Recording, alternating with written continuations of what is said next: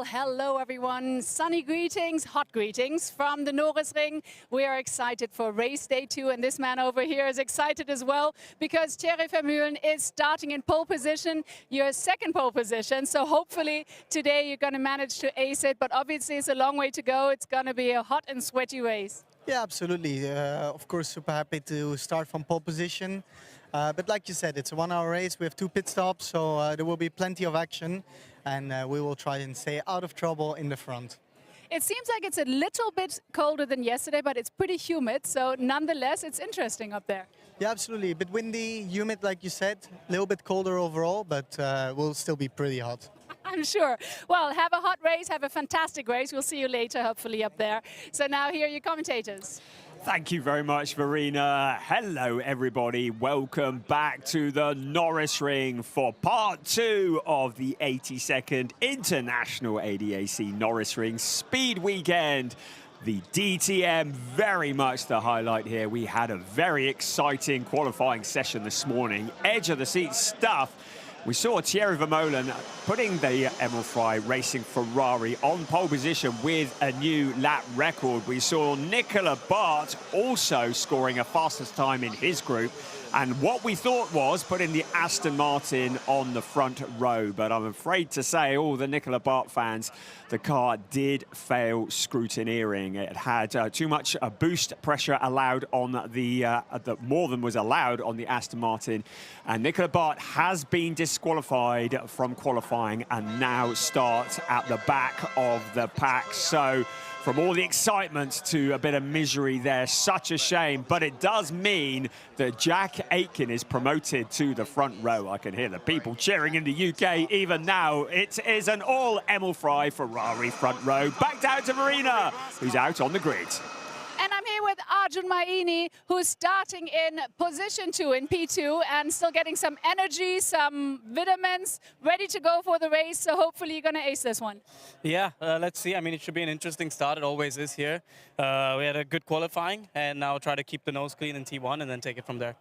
You make it sound very easy. The way you put it, obviously going to be a tough one, but crossing our fingers for you. And all in all, I mean, full house here. What do you think of the atmosphere at the Norisring? Is it one of your favorite tracks? I think, yes. I mean, just for the atmosphere, this event is one from the first year I've really loved, and it's been a go-to for me every year. I always look forward to coming here. I love the city. I love everything about this place. Fantastic. Make it one to remember. Best of luck for the race. Thank you so much, Arjun. And now we're going to go and find Maro Engel, who's starting in P4, because obviously we had a penalty there earlier with one of the drivers. That's why everybody was pushed one forward. And Maro is right here looking very wet and very content, though. So I'm getting a bit of a cool there because it's so hot and humid. But keeping you cool is always good for a race like this because it's going to be a tough one. For sure. It's going to be a hot one. Yeah, I always like to try to cool the body a little bit before. Speaking of hot, your wife looks hot. Hey, Steffi. So obviously you've got her there, so you've got your good omen there, and hopefully it's going to be a good race, but it's going to be tricky. I mean, we all know Norisring is not forgiving, so you got to make it a clean start. Yeah, for sure. First of all, it's great to have family support here, and yeah, let's get the race going and see what we can do. Let's do it. Best of luck. Thank you so much. And now here are your commentators. Thank you very much, Verena. Great stuff there down on the grid. Yes, the temperature is definitely rising. Arjun Maini, who did finish second in his group this morning, which means he starts third on the grid. It means we have a Ford Mustang on the second row, and it's just that Mustang that is splitting the 3 Emerald Fry Racing Ferraris, with Ben Green in 4th, Maro Engel in 5th place on the grid. Yesterday's winner, Jordan Pepper, starts all the way down in 9th place. I say all the way down because yesterday it felt like nobody could live with that Lamborghini. Such was the pace. But there has been a BOP change overnight, an additional 20 kilos awarded to the Lamborghini. Add to that, there will be an additional 20 kilos again of success ballast on the Jordan Pepper car. So he will be carrying 40 kilograms more than he was yesterday, which is pretty significant around this street circuit. We see Jack Aitken just trying to stay cool, keeping it all cool, calm, and collected as he looks to try and find his 6th win of with his career in DTM, and it would be his 2nd win of the year if he could do that. But his teammate Thierry Vermeulen, who starts on that pole position, his best finish so far has been a 3rd place. That was at Sachsenring last year. He started in pole position at that race too, but for an issue with the pit stop would have gone on to have won the race. So still looking for that 1st win. The championship is incredibly close, courtesy of that man there, Jordan Pepper, with that win yesterday. And with the pole position he had yesterday, propelled him from 8th place to 2nd in the championship. And it means that he is now just 6 points back from Lucas Auer. And it's fair to say that Lucas has not had the best of times here at the Norisring so far this weekend, but it is a long race. Maro Engel is 3rd in the points. He's 13 points adrift. Jules Gounon is there as well in 4th place, ahead of René Rast, who has dropped down to 5th place, and Jack Aitken in 6th. Let's head back down to the grid with Verena. And now I'm here with a man who was very happy after qualifying, Nicolas Barth. Then unfortunately, you got a penalty because of turbo boost, and now you're in the very last row and having to fight yourself forward in this race. Yeah, very disappointing, obviously, but I'm sure knowing you, you're going to give it your best. No, for sure, it feels really painful, you know, when you achieve something like that for the first time and it just gets taken out of your hands. I mean, that's motorsport. We have rules. It's just that nothing was in our control. So yeah, just a bit sad about it. But anyway, now we still have 1 hour to go, a good race, and still a chance to make up and find in the end my first points because I lost them. So yeah, I will just try to push, give it my best, and let's hope for a good result. All right, crossing our fingers for you, Nicolas. Best of luck. Unfortunately, that's not a good way to get into the race. Now we're going to have a look. Where do I see him? There I see him. We're going to get Mirko Bortolotti, who is, very far in the back. He's not used to that, but I see him smile, so hopefully he's a good sport about it. And I need to interrupt just for a second. I'm sorry. Hey there, Mirko. Obviously not used to you being in the back. You still have a smile on your face. I guess there are days like that, and still you're hoping for a good strategy, hoping for a miracle. I don't know, you're just going to fight your way through this race. Yeah, I'm just going to do my job. That's what they pay me for, and I'm going to do my job, try to help as much as I can, and more I cannot do. It's quite clear that we have issues and that we are not where we want to be. But it's a situation we are in, and there's nothing we can do right now. Just push as hard as we can, try to solve the issues. Hopefully get back in the areas we want to be in the next races, but for now that's the situation we are in. Absolutely. I mean, the Norisring is known that anything here is possible. I know overtaking is difficult, but then again, we've seen everything here already. So you're not the one who gives up, that's for sure. So hopefully you can make something good out of this race. Yes, as you know, I never give up, that's for sure, but I still enjoy being here. It's one of the best races of the calendar. Even though we are not in a good position, I really enjoy the atmosphere and Norisring as usual. And let's see what the race will bring. But yeah, I don't think we can have any expectation today. We'll see, Mirko. Best of luck. You go and fight out there. And yeah, it's time to go racing. We're looking forward to it, that's for sure. It's going to be hot. It's going to be exciting. So yeah, hold on tight and hear your commentators. Let's enjoy racing at Norisring. Let's do it. Thank you so much, Verena. Yes, really interesting to hear from Mirko Bortolotti there. Of course, his team, Ad Sportsline, his teammate, Nicky Team, they are learning that car at Ad Sportsline. Both Mirko and Nicky are used to the Lamborghini, but the team were running Audis until last year. So a very steep learning curve there.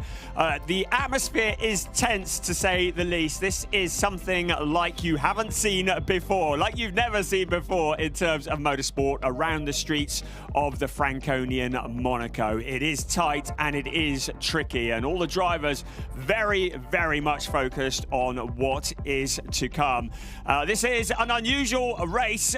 It's new territory because not only are we in the streets of Nuremberg, but we've also got a race with 2 pit stops. New for 2025. This is going to be action-packed packed all the way. This is Norisring.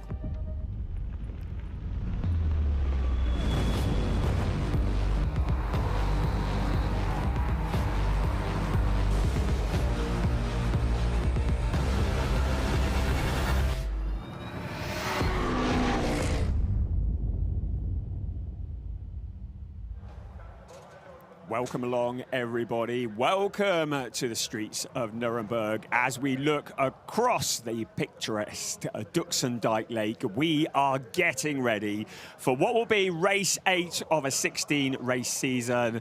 After this race, we will be at the halfway point, and Lucas Auer's championship lead has been eaten away, particularly by Jordan Pepper. Jordan Pepper, who starts this race in 9th place on the grid. Lucas Auer starting all the way down in 14th place. It is a tricky circuit where overtaking is incredibly difficult. 2.162 kilometers around. That equates to about 1.343 miles. 5 turns, 4 to the left and 1 to the right, running in an anti-clockwise direction. And it is the Grundig turn 1, the scene of many a controversy over the years. Arjun Maini, Marco Wittmann will be looking to avoid that kind of experience this year in 2023.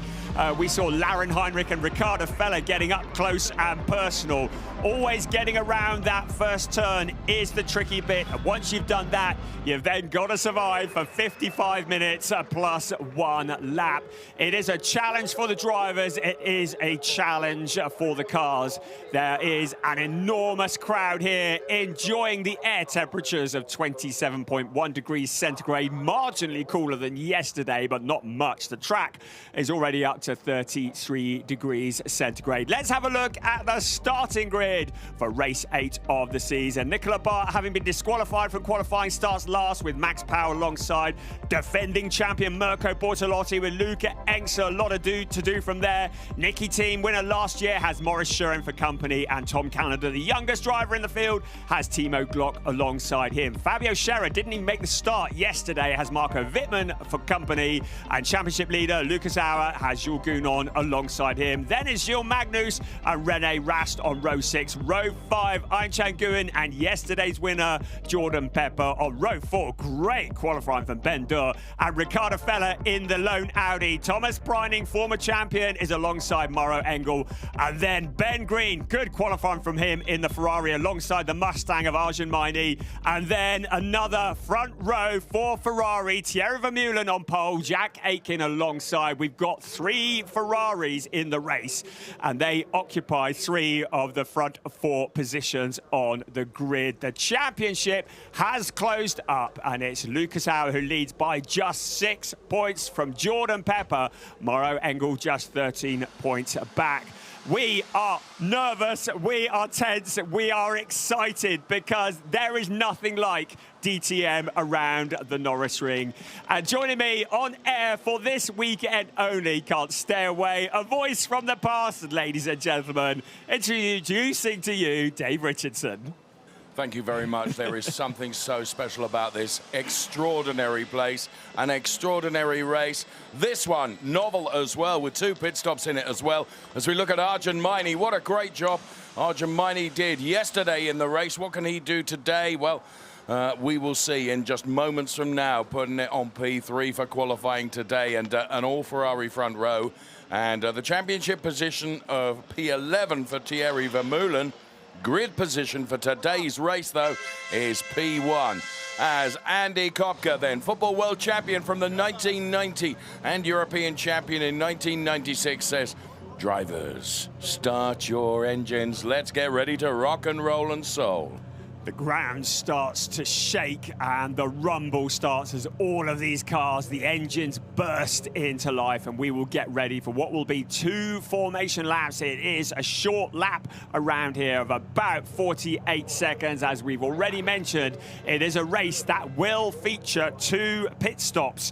The pit window for the first stop will be in the 10th to the 25th minute. The second, just a 6-minute window starting at minute 39 in this race. Is race control with the countdown for leading car 1. 10, 9, 8, 7, 6, 5, 4, 3, 2, 1. Leading car 1, go. So here we go on the first of the 2 formation laps. This is more than just parading around.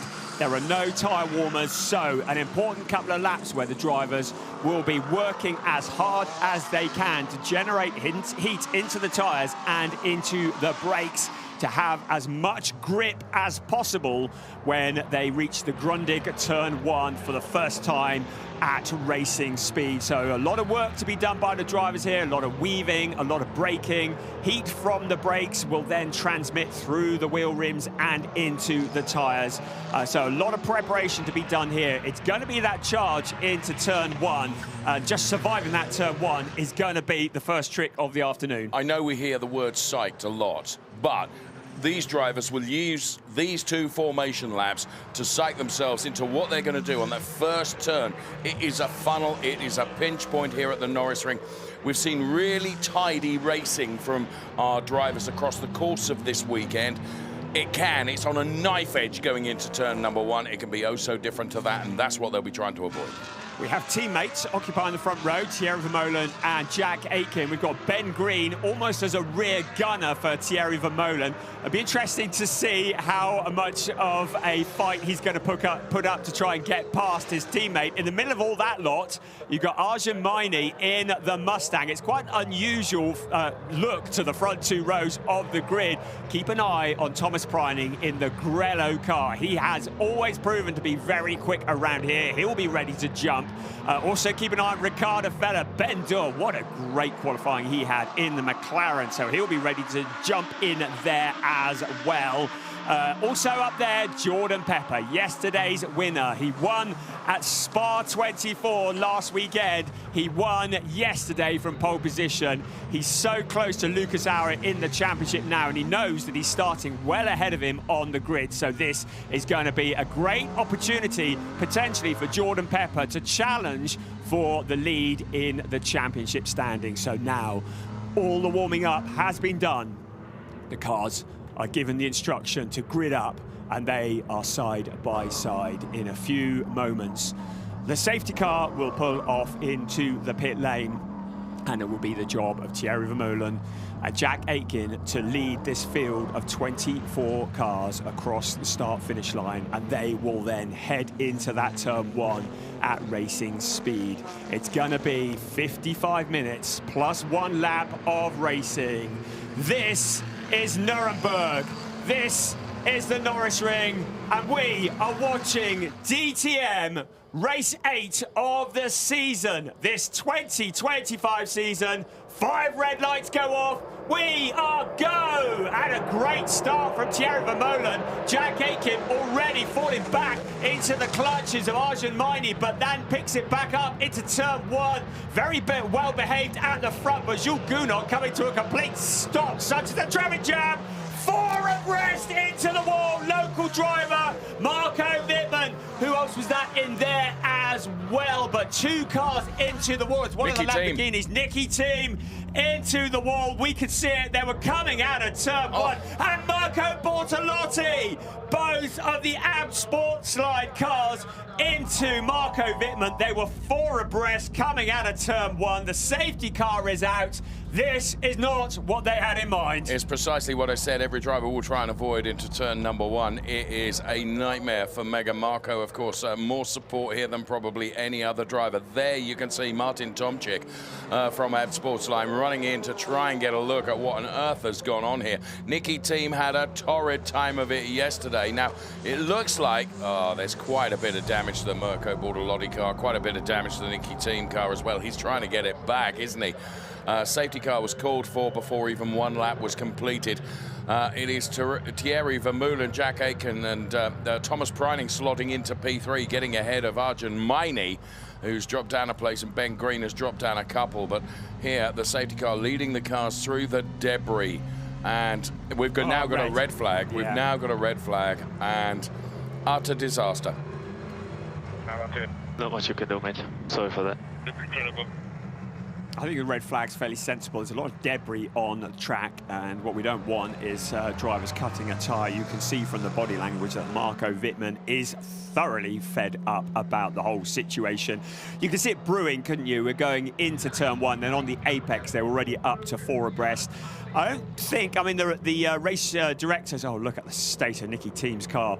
The race directors will look at it, but personally, I think they'll say it was a racing incident. It's just an awful lot of cars getting around an awful tight hairpin all together and just not making it happen. It needs one driver to be 1 centimetre out of alignment, and that's it. And, you know, you're all braking, aren't you? And you're doing it all with cars all around you. Oh, it's so Schuring easy as well. Yeah, Maurice Schuring obviously was caught up in it as well. So, yes, and we've seen it time and time again. Let's see if we can pick the bones out of it here as we get a replay of the start then.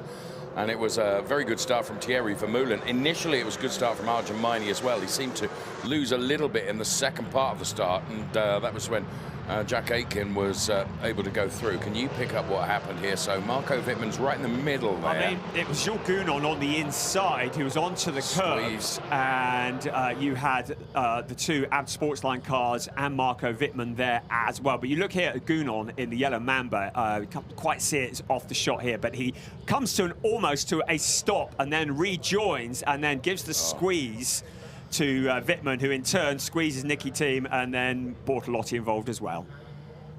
I think I have some damage, probably front and rear, but the car seems to be okay. Oh, interesting. Just let me know what to do. I'm fall behind. Obviously, I lost a lap because I was stuck.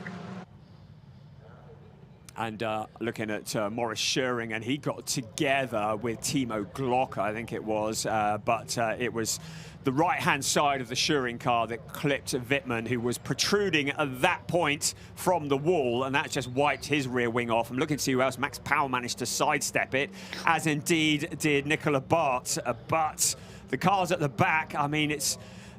they say, you know, it's the carbon fibre zone is what it's nicknamed, isn't it? And there's your reason, the carbon fibre that's scattered all over the track. Right, this is on board with Nicky Thiem at the start. Of course, the adrenaline is pumping. Everybody's trying to pick up those positions. And you can see there's Mirko Bortolotti on the outside. And Thiem gets into Mirko Bortolotti before they've even got to Wittmann. They were just all squeezed, weren't they? You know, 3 into 1 won't go, 4 into 1 definitely won't. And it really doesn't go when you've got a concrete wall there. I mean, welcome to the world of street racing, everybody. I think Luca Engstler did well. If he's got out of this without any damage, he'll consider that a win. The gold and white Lamborghini. And look at all that debris flying up into the air. And I dare say that some of the cars may well be at risk of punctures, so they'll be looking at the tyres on some of those cars as well. But certainly 4 cars that have very badly damaged. Emil Fry Racing, well, they were well clear of that. Now, that's the good bit about qualifying on the front 2 rows. So Thierry Vermeulen, Jack Aitken, and they were well clear of that. They are first and second. As you already mentioned, Thomas Preining managed to nip past Arjun Maini. There is Marco Wittmann, Mega Marco from Fjord to just down the road. He has a legion of fans here. You look at the home straight, pit straight grandstand, and it is just green with all of the fans here that are supporting the Schaeffler-sponsored pilot. They will be thoroughly disappointed twice over. He had a rubbish day yesterday, and it's another rubbish day, and even more rubbish day today, and that is Mirko into the garage. So the defending champion is going to be, it looks like, a no-point score for him. Right, let's head down to Verena, who's in the pits. And I'm here with Thorsten Schubert. What a bad moment here to grab the boss. But obviously we need to ask, Herr Schubert, was für ein, kein guter Anfang offensichtlich. Erzählen Sie mal kurz aus Ihrer Sicht der Dinge, wie es dazu kam. Ja, es sah eigentlich ganz ordentlich aus, haben sich alle gut positioniert und dann wollen natürlich 3 Leute durch die Kurve und das geht dann irgendwann nicht. Marco war in der Mitte, hat dann überall Druck bekommen und wurde dann quergeschoben. Schade für ihn, das Heimrennen so zu beenden, ist nicht unbedingt gut. Nee, absolut nicht. Vielen Dank, Herr Schubert. So obviously, as Mr. Schubert just said there, it was all a good start in the beginning, but when 3 cars try to get around a very tight corner, obviously that is a big problem, and then Marco was pushed out of the way. So he's obviously not happy. I know that a lot of people here are not happy, and now we've got a break, so I'm going to try to grab some other drivers, so I'll speak to you in a bit. Back to you. Thank you so much, Verena. Yes, really good to get the insight. I mean, Torsten counted 3. I think I counted 4. But Thierry Vermeulen, he was well ahead of that. And we say it again, street racing, certainly grid position is everything right. Having a look here, see René Rast giving the squeeze to Lucas Auer, but then tucking back to the inside. But it was Rast who maybe pinched off Gounon onto the curbs. Timo Glock was tucked up on the inside. I count 5 abreast there at one point. Glock did very well to get out of that, getting his elbows out. He has complained about driving standards in the past. He certainly did well to get out of that without any damage. You've spotted something there as well, haven't you? Well, only, you know, and I'm grateful to, we have awesome TV production here and so many different angles that we can look at, which we'll explore after we hear from Verena again. I'm here with Nicky team. Unfortunately, you were in the mingle with the 3 cars, and unfortunately the race ended for you. I guess it was just too tight and there was no chance of kind of getting out of the way. Yeah, I'm just watching a replay. There's not much to do. There's 5 cars side by side, so it's just obviously when you're back there, it's just yeah, typical traffic jam. So typical Norisring turn 1 incident when you're down the pack. This happens. Obviously, we expected a better home race, but that's how it is. It started off well, but now we are here. So yeah. Nico, thank you very much. Back to you. Thank you so much, Verena, as we look at a fairly despondent Marco Wittmann. He'll be pleased just to go back to his house, which is just down the road, and probably put this weekend behind him. Schubert Motorsport will get to work on the BMW, and that'll be back together in a few weeks' time at the Nürburgring. Estimated restart time, 13:49, so that is in about 7.5 minutes that we should be starting. It's going to be behind the safety car, so this will be a whole lot more organised, I think. I have to say, with Verena and the drivers that Verena has spoken to, and also we did see Mega Marco Wittmann waving at all the fans as well. I think all the drivers have been quite circumspect about it, isn't it? You know, and that's you know, the only way you can be, I guess. And Timo Glock there, as you say, he did a great escape job, didn't he? Because he so could easily have been involved in that as well. So it is one of those things. It happens, and forgive me for saying this, it's kind of one of the reasons we love this sport. Yeah, absolutely. You know, it's proper racing, and it sometimes involves a bit of proper damage. It's elbows out. We love the Norisring, but you kind of come to expect this kind of thing at the Norisring because it is the trickiest track on the calendar. Let's head back down to Verena with more news. And I'm here with Timo Glock. Timo, very unfortunate. Obviously, there was a big mingle up there, an accident. So now we're all waiting for the restart. From your point of view, were you part of this whole mingle? No, not really. I just was on the inside, pretty much blocked, nearly standing still in turn 1, and then I just tried to escape on the very inside, on top of the curb, and drove back on the track. Was totally on the left, and then there were just like bits and pieces flying, and someone hit me on the rear right, which you can see. So yeah, I don't know. Whoever that, I don't know. I mean, at least as I saw Marco jumped out of the car, which is good. Shame for him because, you know, it's his home race here.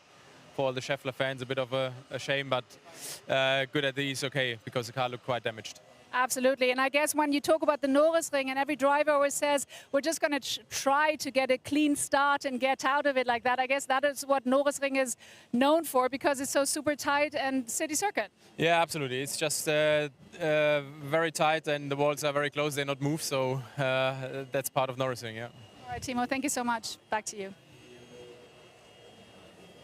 Verena, thank you, Verena. Just looking at some news from the pit lane from Thomas Voigt, who is at Sportsline. He says the damage to both cars is too great after the accident in turn 1. So I think we probably predicted that already. So it's an early bath for Abt Sportsline, both of their Lamborghini Huracan cars retiring from the race. Back down to Verena. And I've got Luca Engster here. Luca, when something like this happens and the race, your mind is all set on racing, and then it's interrupted like this, what does it do with the driver? I mean, obviously you're a professional and that's part of racing, but what does it do with you when you're once focused and now there's a break? All good. I had one more break for the toilet, so all okay. No, I mean, I think everyone here is professional enough to be back in racing mode, so not a lot changed, except that unfortunately we lost 2 Lambos. All right, thank you very much, Luca. Back to you. Thank you, Verena. Thank you, Luca. Who obviously has the same bladder capacity as I do. Well done, the Luca. peanuts. Yeah. That's Fabio Scherer, who didn't even get to start the race yesterday. Who's done one more lap than yesterday already. Interesting you hearing from Thomas Vogt and from the AB team. And, yeah, great shame, isn't it, that we lose those drivers. And as Timo was saying, great shame we've lost the local star, Marco Wittmann. Back to Verena again. And I've got Jules Gounon here. He's already getting ready again to get into the hot car. And I mean, Norisring this is what it's known for, the tight corners, unforgetting or unforgivable rather. So now your mind's going to be set on racing again. What does it do with you? I mean, what are you hoping for? Obviously, you're way in the back, but what are you going to do to make it the best race possible for you? I try to drive fast, but it will not be easy. The Ford is very fast in the straight, so it will be very difficult to pass them. But, you know, it's Norisring. You never know what can happen. Got pushed at the start. Then I was running side by side with Marco. I don't really know what happened. I think there was a contact on the other side. And like you say, it's Norisring. All right, well, best of luck, Jules, and back to you. Thanks, Verena. Thanks, Jules. We are about just over 3¼ minutes away from getting this race back underway. So far, the drivers that we've lost, Niki Thiem, Marco Wittmann, Mirko Bortolotti and Maurice Schuring. I think Max Powell, Nicola Bart, Luca Engster have all got out of that without any damage, or certainly none that would shorten their race. So the cars are going to be lined up in single file, and this race will be restarted, should we say, behind the safety car in a single row. So it should be a little less traumatic around turn one, should we say.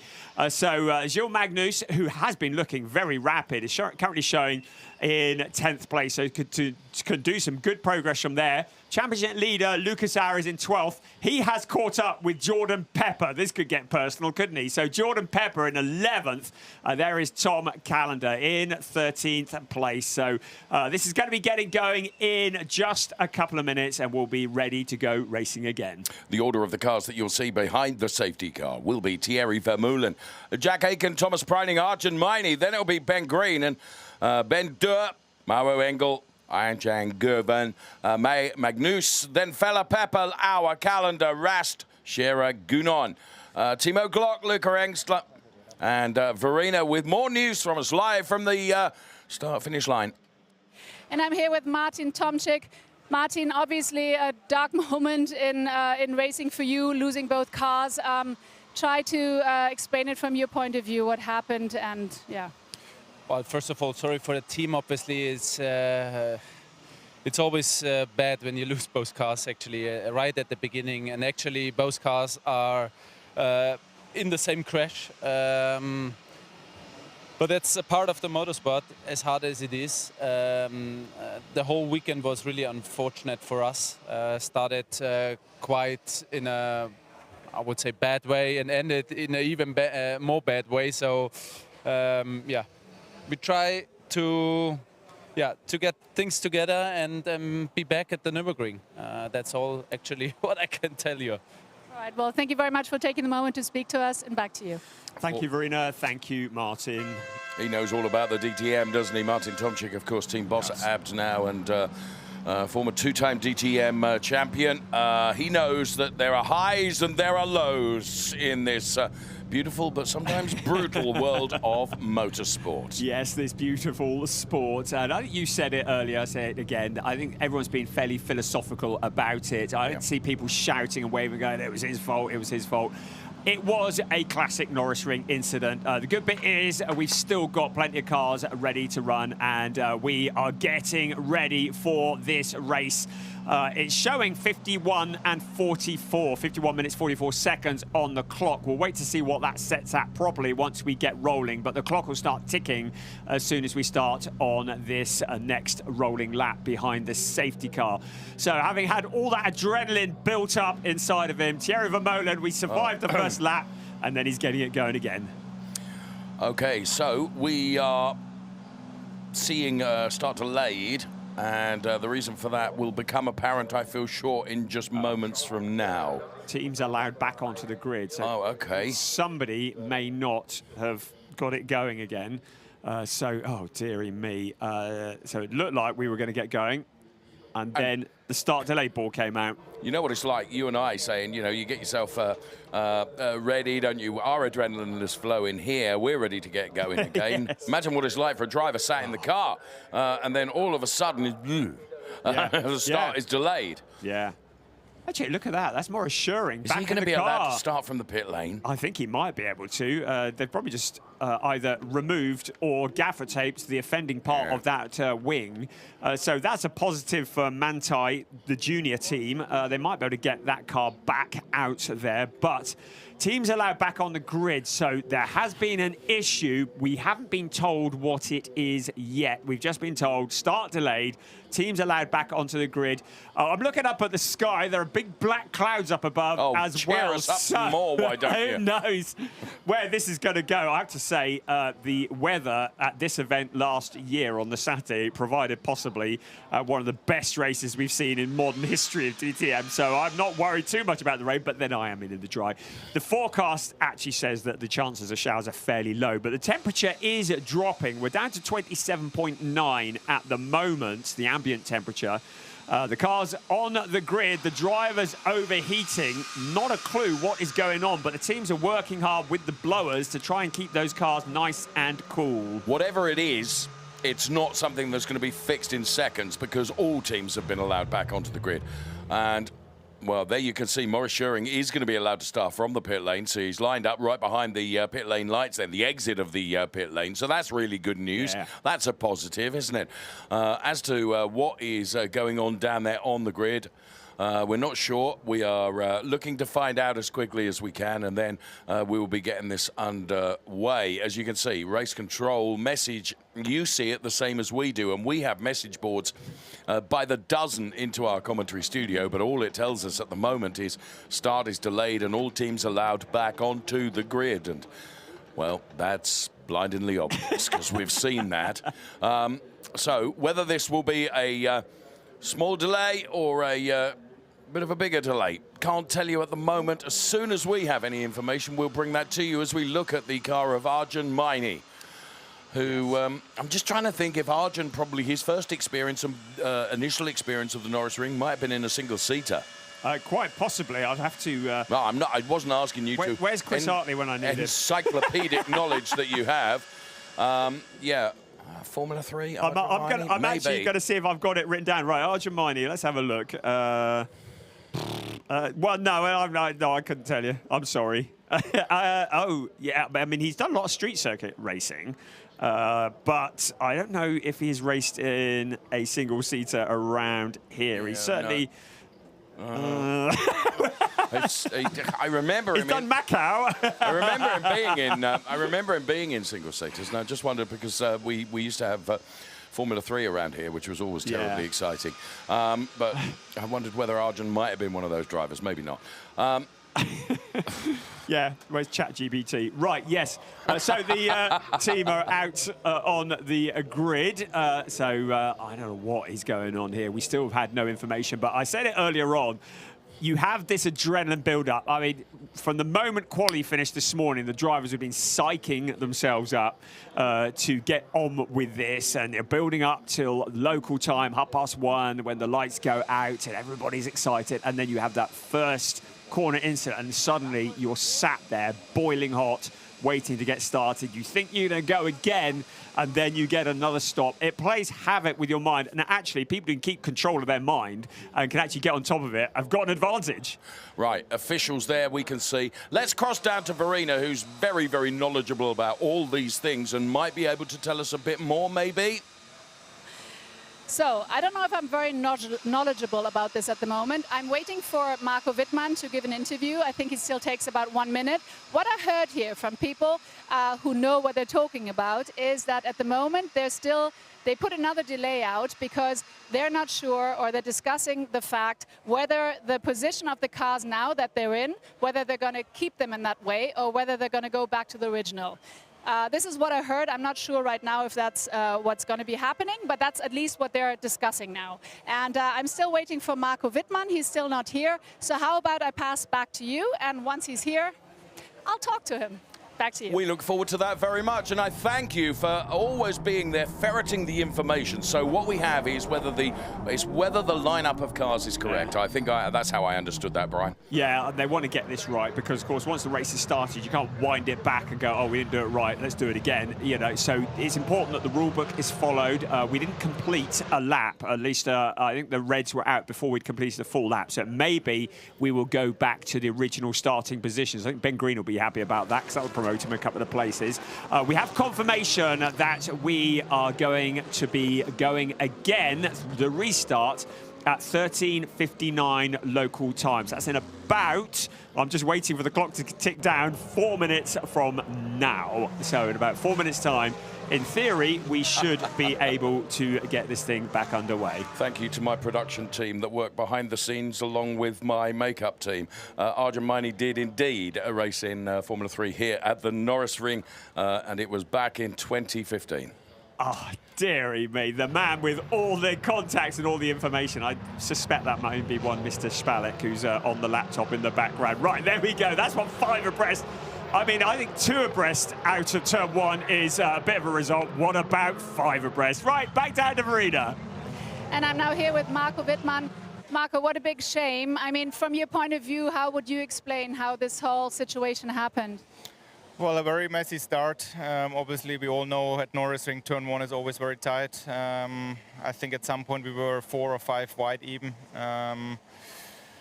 At the end, I was pretty much squeezed from the left and the right. I tried to keep, obviously, my line, my position, but I got forced from the left more towards the wall. But then there were, I think, the 2 Lambos from up there. And they also didn't leave me space or didn't slow down, or however you want to see. I think at the end it's purely bad luck. I think there's, at least from my position, not much I could have done different. It's a shame, obviously, to end the home race after turn 1. But it's pretty much the whole weekend was a bit difficult for us, and it's obviously a shame. I only can thank all the fans. They were amazing. They created again an incredible event, an amazing support. Obviously, I would have loved to show them more today, but I guess that's sometimes in racing, and we look forward to the next race, and then hopefully we can bounce back. Hopefully, crossing our fingers for that, I'm sure. You were speaking to your team colleagues just a moment ago. Did you hear anything about the delay? Do you know anything about that? No, not at all. I mean, I just came back with my car. Just gave my mechanics a hint that they should go to the car and bring it back to the team, but no idea the reason for the delay.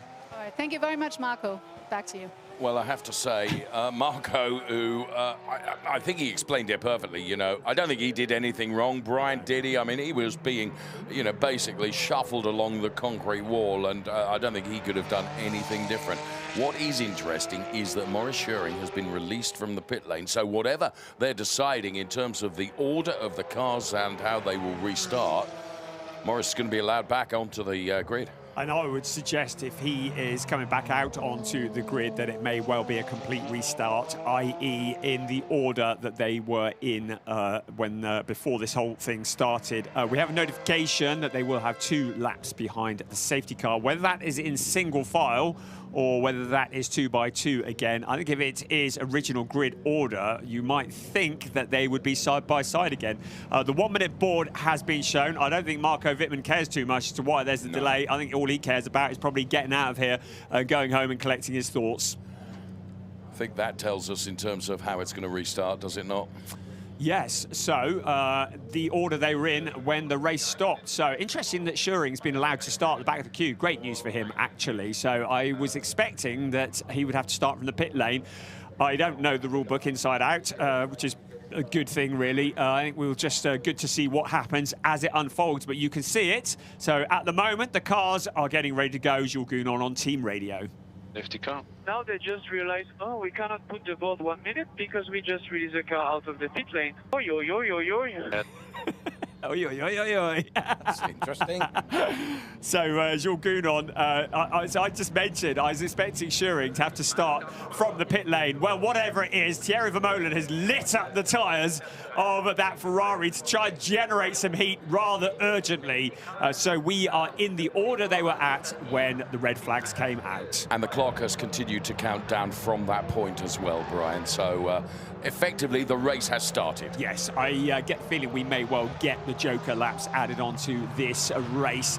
We'll see what happens there. But yes, the race is underway. Of course, no overtaking. They're going to be 2 laps behind the safety car, making that 1.5, because we've already completed half a lap now. So it is Thierry Vermeulen, Jack Aitken, Emil Frey 1-2, Thomas Preining ready to ruin the Ferrari party in 3rd place, Arjun Maini in the Mustang, looking for a podium for the Mustang, a first ever podium for it, not first since it's returned to DTM. Then it's Ben Green in 5th place ahead of Ben Durr, Mauro Engel in 7th, Ain Nguyen in 8th, 9th Gilles Magnus, in 10th place Ricardo Feller, in 11th Jordan Pepper. Feller is on the team radio. I think it will be a long discussion after the race, but now we go for 2 laps behind the safety car and then restart. Yeah, but the discussion will be without me because I will go home. Yeah, you deserve some holidays after this one, but we will discuss for you. Well, I think there's no disguising that Ricardo Feller is not impressed by the fact that we're starting in the order that it was stopped in. But as he said, the discussion will take place without me because I'm going to be going home. Right, we were saying that the pit window is open in 5 minutes. Of course, we've got 2 pit windows.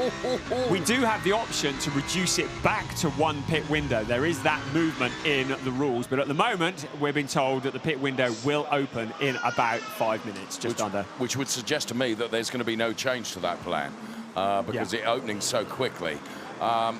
Who knows? Right.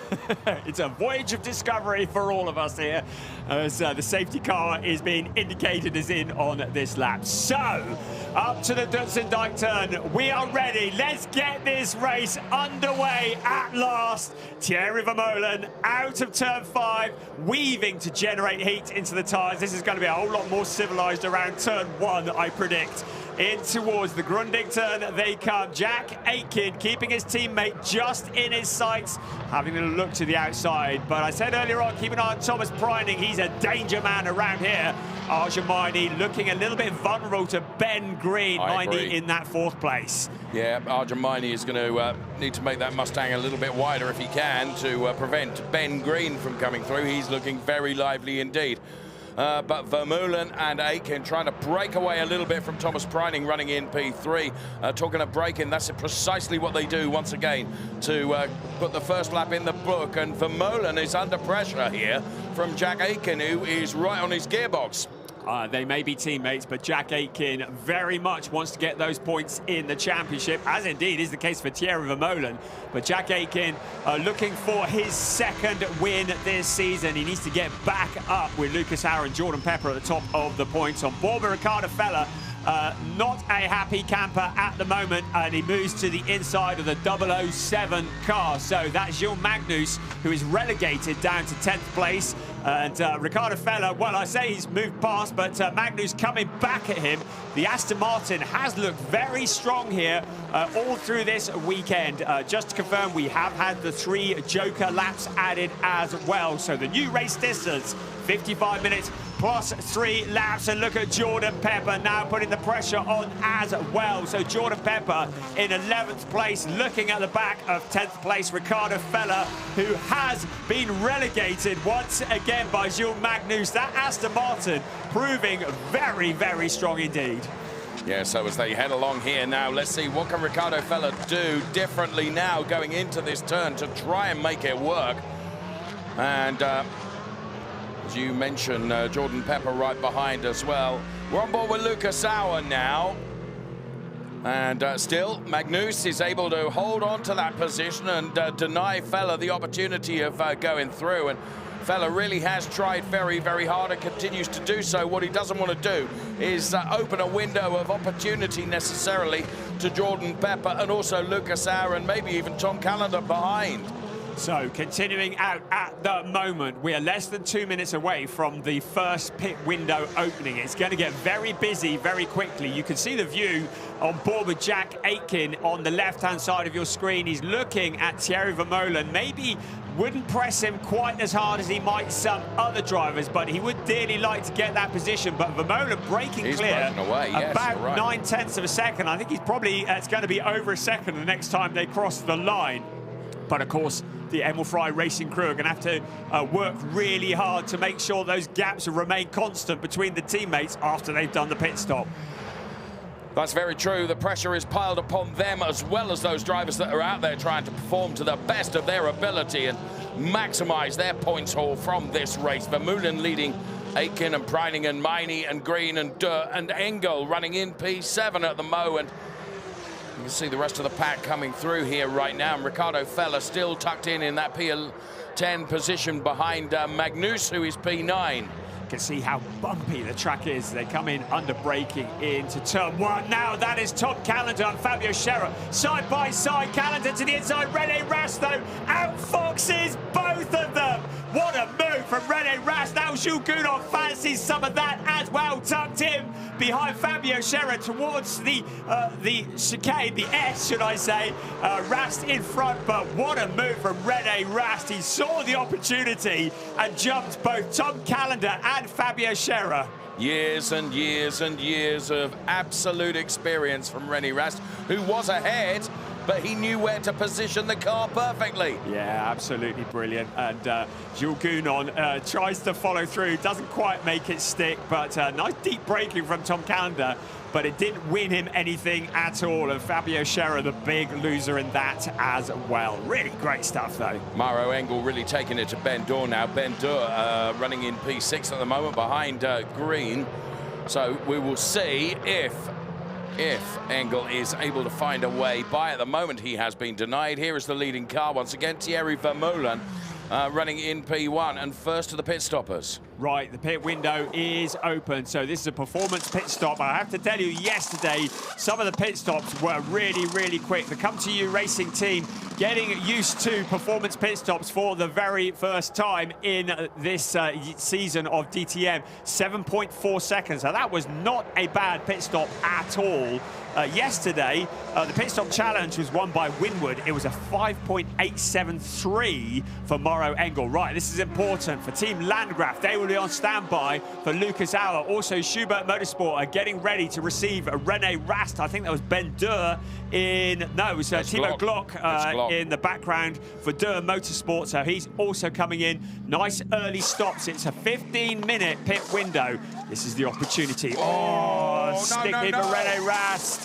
That's a real shame. So that's not been efficient at all. The car has dropped down off the jacks. He rejoins, but he's lost valuable seconds there for Rene Rast. That was a 9.4 second stop. So that's not what he had in mind. And that's allowed Lucas Auer to jump ahead with a 7.9 second stop. Okay, Timo Glock joining that queue of cars coming out of the pit lane right now, though. He one of the early stoppers as well. The early stoppers we've seen, Auer, Rast, Glock, and also Bert. They have all been in. Of course, they're on cold tyres right now, and they want to get those tyres up to temperature as quickly as possible. Rene Rast is something of a master of that, and this is where it went wrong for Rene. Just didn't get it engaged on the nut, and then it got stuck. The gun was stuck on the nut. It's so easy to machine the nut on these tyres, on these wheels, should I say, on the wheel nuts, because you've just got to engage it properly. Right, here comes Maurice Schuring into the pits. He comes, so Manta-EMA, same problem there as well. Yeah. While getting the gun, just valuable fractions of a second. I mean, it wasn't bad in the grand scale of things. 7.6, that's a pretty good stop. It was probably 2/10 lost, wasn't it? Absolutely, just a little bit of a fraction lost just because of that stickiness getting the wheel off. Right, Ricardo Feller and Jordan Pepper coming into turn one. And right behind them, there you can see, is that Rast and... yeah, that's Rast and Callender. That was Callender, of course. Yes. It is Tom Callender. Yeah, in there as well. So we've got lapped cars mixed in with unlapped cars. Jordan Pepper still yet to pit. Lucas Auer there in the number 22 car. He has made a stop. So in the traffic, this is where it's all going to be a little bit jumbled up. Riding on board Ricardo Fella, but of course, whether the car is lapped or you're lapping the car or not, you need the position, you need the time. Jordan Pepper needs to make up as much time as he can. Moving across on Ricardo Fella. Fella picking up a slipstream as they head past the pits in towards turn 1. Looks like Jules Gounon just coming out of the pits as well, having made his stop. Into the Grundig turn we come. No, sorry, it's into the Dutzendijk turn they come. That is the Grundig turn. We got there in the end, didn't we? Right, let's have a look here at that move. That was Jordan Pepper to the inside of Lucas Auer. That was in the Grundig turn. And look at this. Ricardo Fella actually making contact with the rear corner of the Jordan Pepper car on the exit. See if we pick it up on this replay from this camera angle. There it is. A little snog there to say I love you. So we've had quite a few cars that have made a stop on board from Lucas Auer. He had to just back out of it slightly there. I think he had to lift, didn't he? I mean, you've got to make your decisions as Fabio Scherer, Luca Exler. Is this going to be an unsafe release? Exler, I think, just about ahead. I think Scherer and the HRT team will get away with it, but it was blooming close in the pit lane. New for just this weekend only, the pit lane speed limit has been reduced to 40 kilometers an hour as we look at Lucas Auer, see how hard he is working as he looks at the back of Jules Gounon in the yellow Mamba. So Gounon, who is the leading pit stopper at the moment, in 14th place, but he's the leading car that has already made a stop, as Tom Callender is also in for Team Landgraf, and then he's out. That didn't look like a good one, or was it? Well, am I wrong? Is it a really good one for Callender? 7.1? The Callender one was 7.1. I'm just looking at the 5.6 for Jules Gounon, so that was epic for Mercedes-AMG Team Manfilter, aka Winward Racing. So carrying on from where they were yesterday, they have been practicing, haven't they? 5.6 seconds. That's the quickest pit stop of the weekend so far. Rene Rast just looking to the outside of the car in front of him. The number 33 behind Lucas Auer, just ahead of them is Jules Gounon. They've all stopped, so this is for position that they are fighting. You're right, they're all in the same position, having done their pit stops. In is Maro Engel, is that? Yeah, that's Maro Engel. So Winward, we know they are good. So how quick was that one for Maro Engel? 6.8. So that's not as quick as they had yesterday. Certainly nowhere near what they're able to do for Jules Gounon, but still very quick indeed. Fabio Scherer had a 10.8, so there were issues there for his stop.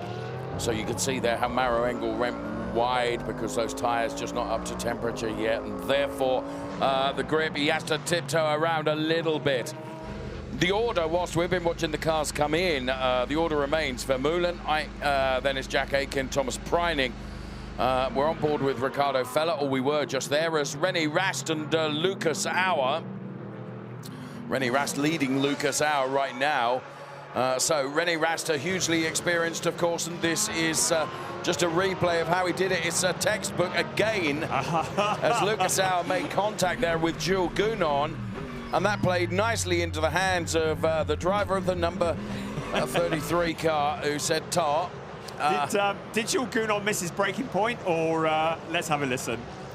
Well, the guys behind have stopped. What the fuck did Auer report it? I think he bent my steering from left. So does he think that Lucas Auer may have helped him to go straight on that corner? Right, in comes Jordan Pepper, but Rene Rast, he might have done a few laps around the Norisring and learned that turn one very well. Just stay calm and collected. Right, 40 kilometers an hour. Feels glacial as the car comes into the pit box. The crew get to work. The rules say it has to be the rear wheels first, then the front wheels. Only 2 gunners allowed, and that's a bit slow getting off the jack. So he's finally down 8.5, so not a great stop for the Grasser crew. Jordan Pepper rejoins. He's been shown as the leading stopper at the moment, but here comes Maro Engel. So here is the gold and blue Mercedes. That is the leading car to have stopped at the moment. We've still got 8 cars yet to come in. Can he stay ahead of Ricardo Fella? So Fella's tyres up to temperature. You could just see him into the back of the shot there, couldn't you? And bear in mind, if you're enjoying the excitement of these pit stops, we're going to be doing it all over again a little bit later in the race. 007. That is Gilles Magnus into the pits. Come to you racing. That's a bit slow on the front. Again, they're still very much learning this. A lot of rehearsal goes in, but 8.9 seconds. So over 3 seconds slower than the best we've seen so far. The best so far has been Jules Gounon for Windward, who did a 5.6. So that is incredible. And that is an awful lot of space out on the track that they've won for the Yellow Mamba. Still 7 cars yet to come in. Thierry Vermeulen leading the way. He's got an open track in front of him. Whoa, whoa, whoa. As Tom Callender and Ricardo Feller go side by side. Callender dive bomb to the inside of Feller. Good move from the 17-year-old driver making his debut this year in the DTM, putting one over Ricardo Feller. Good job. And he did it really well, didn't he? Yeah, no paddle bashing, no dramas, just getting on with it. Gilles Magnus, fairly solid, up in 8th place, just ahead of them at the moment. Ricardo Feller, I just think he'll be steaming about that now to the inside of the number 7 car as well for Ricardo Feller. Has a think about maybe getting Callender back as well. Right, what can they do here? Out along the pit straight. Tom Callender looks to have this covered off. Ricardo Feller just a little way back now. Is he going to leave it late in the braking? Is he going to try and settle the dummy? He seems to be too far back into the Grundig turn. We got a yellow at turn 4. No, he's not. Oh, to the inside, almost making contact, but Callender still does it.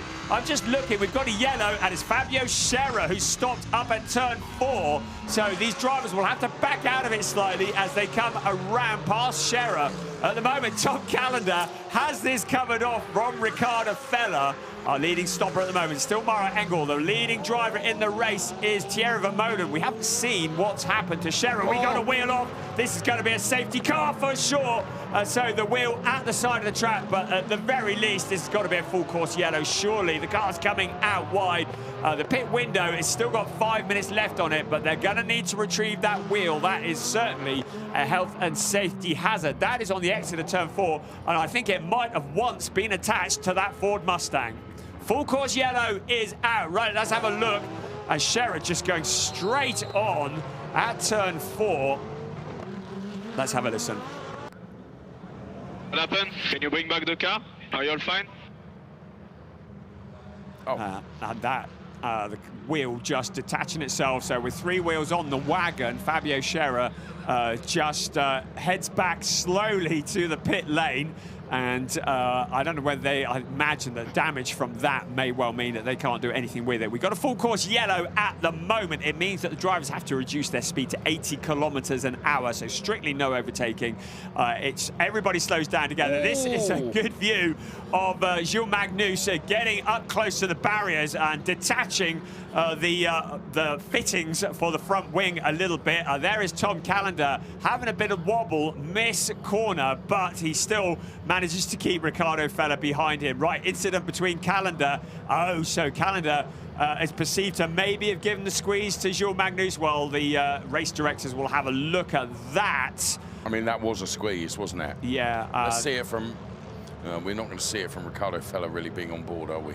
So full course yellow is now ending any second now. We can see what happened there. Just a little bit of fumbling around that turn 1. The stewards will have a look at that. There is Fabio Scherer out of the car. He's had a wretched weekend. He didn't even make the start yesterday after bending it in qualifying. And here the wheel detaching itself. Interestingly, I think it was the same wheel that he might have clumped to the wall with in quali yesterday. And I'm wondering whether there's still some issues. The pit stop window is going to be extended by 3 minutes to allow those who haven't pitted to come in. But the leader, Thierry Vermeulen, is having none of that. In he comes. His teammate Jack Aitken cannot come in now because, of course, the crew will be working on the Vermeulen car. So now, with an open track in front of him, Jack Aitken will be going like the clappers because he doesn't really want to put one over his teammate by doing anything too argy-bargy out on the track. But if he can do the undercut now, right, Ben Green coming in as well. So 2 of the Emil Frey racing cars coming in. I think Green goes to a different garage. But Thierry Vermeulen, the team getting to work there. I should think that, the sparks flying. That was a bit slow for Thierry Vermeulen. So off the Jackson comes, it was 8 seconds. And very nearly making contact with the incoming McLaren as well. So at the moment, Aitken will be out. He leads the race by 1.6 seconds from Thomas Preining. They both come in together. So Jack Aitken into the pit lane, 40 kilometers an hour. He'll think I could probably ride my bike quicker than that. Jack Aitken does enjoy a good cycle ride for many miles. At the moment, he's behind the wheel of the Emil Frey Racing Ferrari 296 and the team who practiced late into the night these pit stops. But I have to say, Manthey EMA are red hot on the stops. So this is going to be critical. They get to work a bit slow, getting the wheel onto the right rear. Here are Manthey as well. Onto the front they come. This is going to be a race out of the pits for these two cars. This is for position. Who is going to emerge in front? The answer is Jack Aitken. Hats off to Emil Frey Racing. When the pressure is on, they needed to do it, and they did. Here comes Thierry Vermeulen. He'll be on tyres that are up to temperature. Jack Aitken joins the track. He's got Thomas Preining behind him. At the moment, Thierry Vermeulen is down into a net third place. He'll be trying to get up with those two cars in front of him. His tyres are up to temperature. Aitken and Preining weaving like mad to try and get the heat into them. Vermeulen closing in. At the moment, Arjun Mining leads Ian Chen-Guyen, but they still need to pit. Thomas Preining on team radio. Will be vital to stay in front of Vermeulen. Let's go, let's go. Wow. So much going on, and let's go down to Verena right now, who can add. And I'm here with Tom Callender. Tom, you were picking up the points, you were picking up the positions. It was going so well. What happened then? Yeah, I was so unlucky with the full course yellow. Someone crashed into me from behind. I haven't seen it yet. Yeah, just super frustrating. I gained so many positions. Was I think also in the top 10, but I'm not sure. Yeah, I'm speechless. But you are fighting really hard. Thank you very much, Tom. Back to you. Two cars under investigation for speeding under the full course yellow. One of those is the number 29 car of Ricardo Feller. The other one is Ben Durr. Right, look at this. That was the release. That's how close it was. We said this could be won or lost in the pit lane.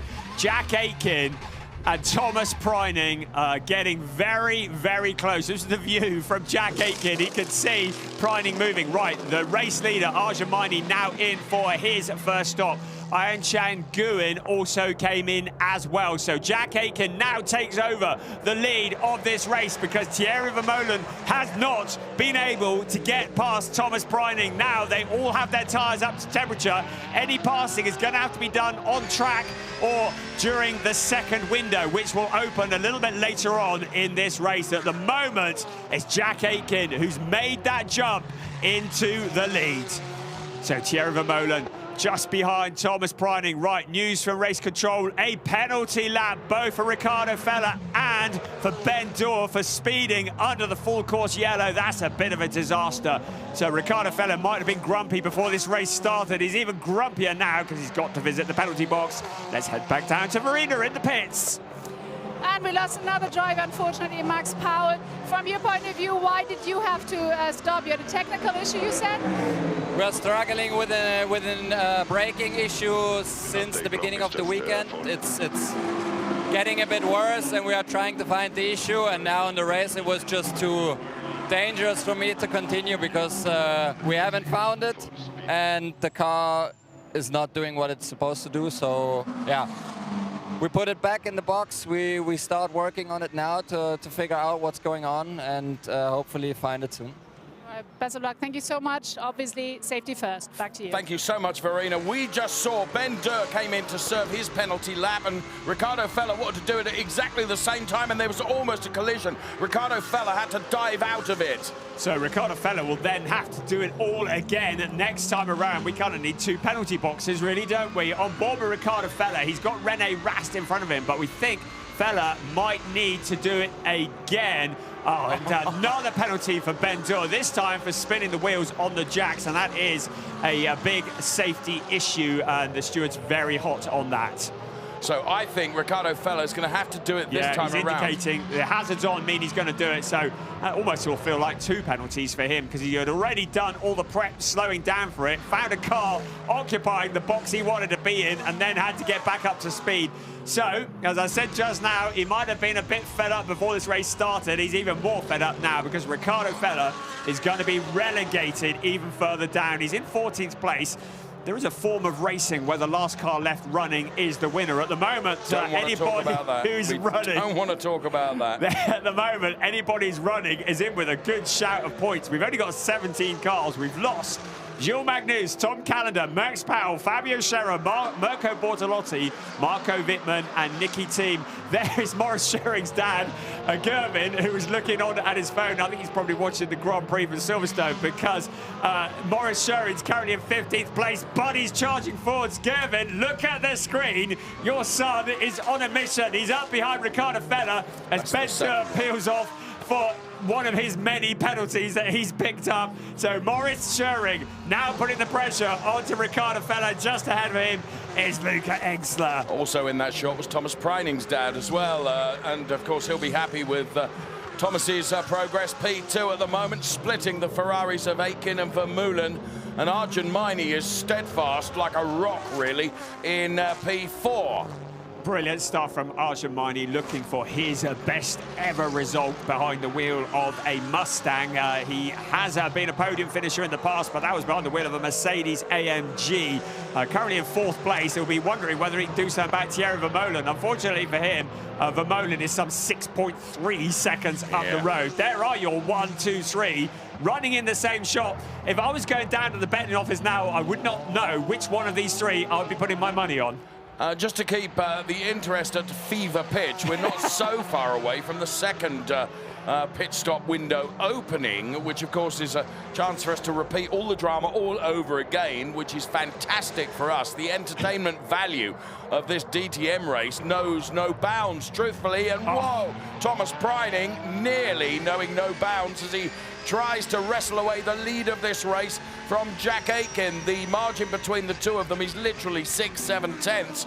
Through the Cholereses, rubbing some paint on the in and on the out as well. Let's go on board with Thomas Preining. Does he detach the door mirror? Oh no, far more accurate than that.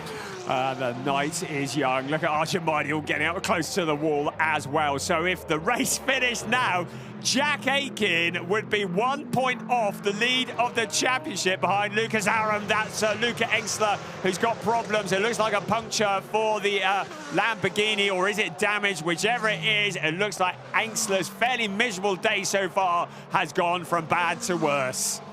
So off the racing line comes the Lamborghini. So what happened here? Did he make contact with Ricardo Feller? Yes, he did.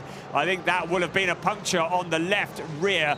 So getting punted by Ricardo Feller. I think the stewards might want to take a look at that as well. So Luca Engstler, well, the tyre is inflated at the moment, but it's probably done all sorts of damage to the back of that Lamborghini. So Engstler crawling round to the pits. The incident is under investigation by the race stewards.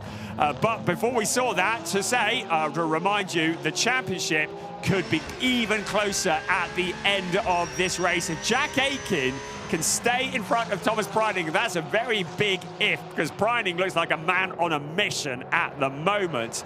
He will be just 1 point behind Lucas Auer. Jordan Pepper will still be very much in the fight as well. Vermeulen doesn't look to be able to keep up with Thomas Preining. Let's head back down to Verena in the pits. And I'm here with Fabio Scherer, one of the 7 cars we lost. What an unfortunate day for you. What was the reason why you had to end the race? I lost the wheel out of no reason, so really weird. Let's see what happened afterwards, but yeah, it's really disappointing. So the car felt fine, and then all of a sudden the wheel fell off?